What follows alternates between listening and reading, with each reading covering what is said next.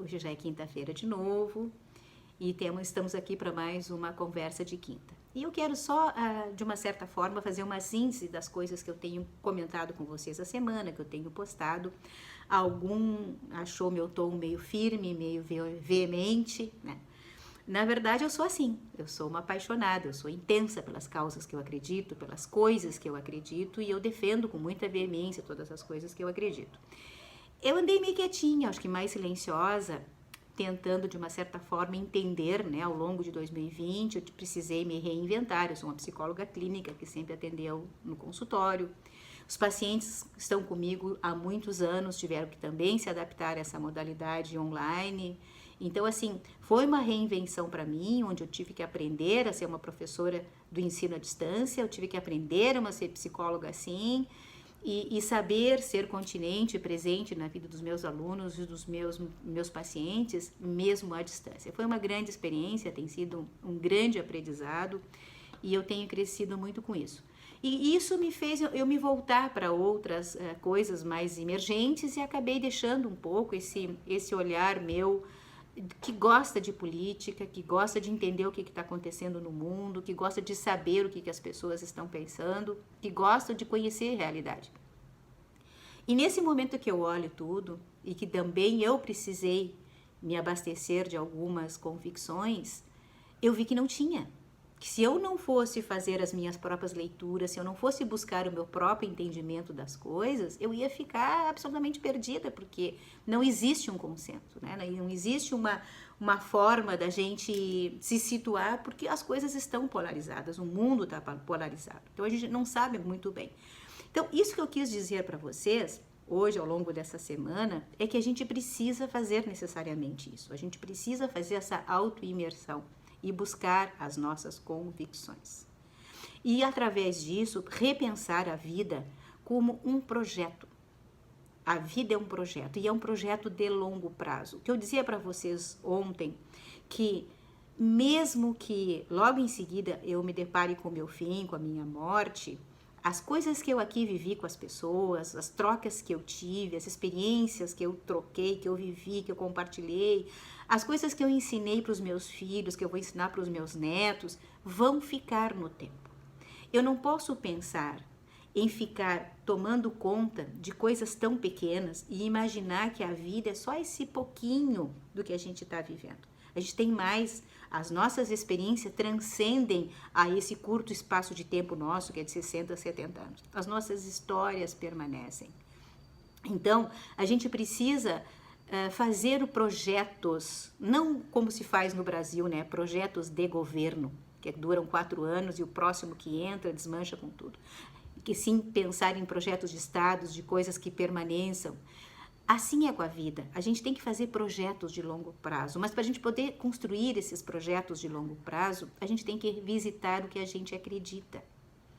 Antigamente isso era muito tranquilo, né? Os nossos pais, eles tinham algumas convicções que nos passavam, a gente vivia com elas por um longo período, até que chegava e rompia a adolescência, que é a fase onde a gente questiona todas essas coisas, e a gente acabava por montar o nosso próprio quebra-cabeça de como é que a vida funcionava, e a gente sabia, né, que tinha os nossos pais com o seu olhar e nós mais maduros, reabastecendo a vida com outras informações, com outras perspectivas. Então a adolescência tinha um pouco dessa trajetória, né, da gente.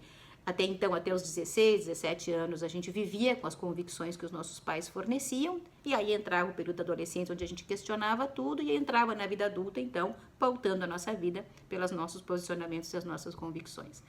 A grande verdade que acontece hoje é que os pais também estão perdidos. Os pais estão desamparados, os pais não estão sabendo exatamente onde é que estão a verdade de todas as coisas.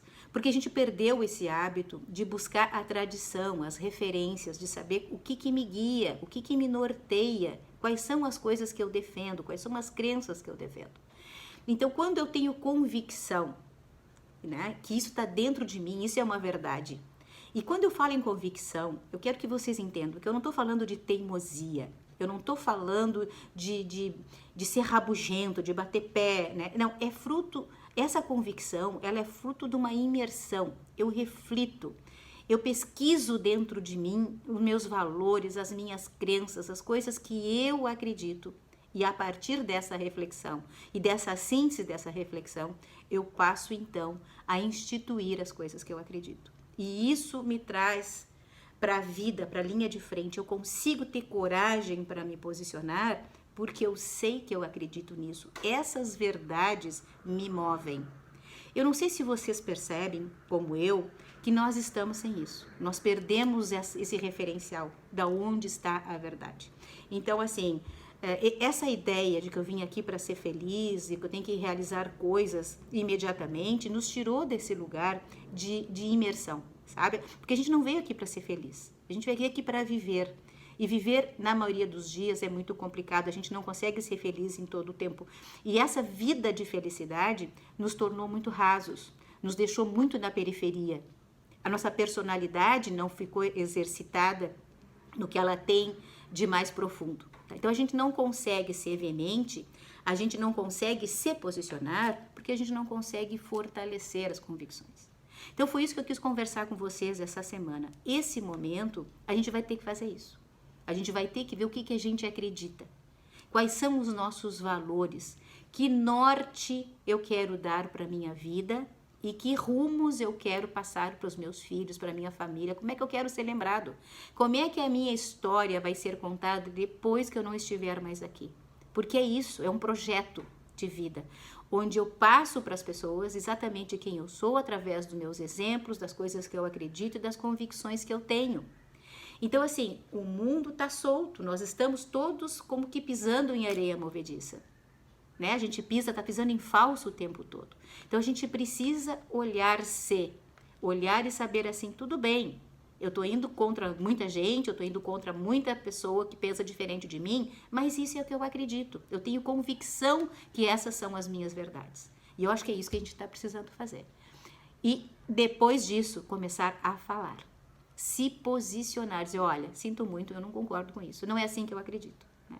E dentro dessas convicções, com flexibilidade, com responsabilidade, com bom senso, tocar a vida de maneira convicta. É isso que vai nos instalar nessa vida de coragem, de definição e de posicionamento que torna todos nós muito interessantes. Né? O que nos torna interessante é exatamente isso, é ter postura, é ter posicionamento, é saber que estamos sempre indo na direção do caminho que nós entendemos ser o certo. E isso é um caminho pessoal. Isso eu construo sozinha. Eu tenho que buscar dentro de mim essas verdades. Certo, gente? Então, assim, é isso que eu queria falar para vocês ao longo da semana. Quem estranhou esse meu posicionamento mais veemente, é isso. Eu andei visitando as minhas convicções. Eu andei visitando as coisas que eu acredito. E eu acho que eu preciso começar a contar para vocês quem eu sou e quais são as convicções que eu carrego dentro de mim, fruto de uma vida já bem vivida, com bastante experiência, né? Que não sei se são verdades absolutas, mas que são as minhas verdades, tá bom? Façam o mesmo. Façam esse mergulho e busquem as verdades de vocês e comecem a contar para nós quem são vocês, tá bom? Um beijinho, espero ter ajudado a esclarecer um pouco essa semana toda conturbada que a gente teve. No Brasil, então, foi terrível. E eu vejo vocês na próxima quinta, se Deus quiser, tá bom? Um beijinho e fiquem bem.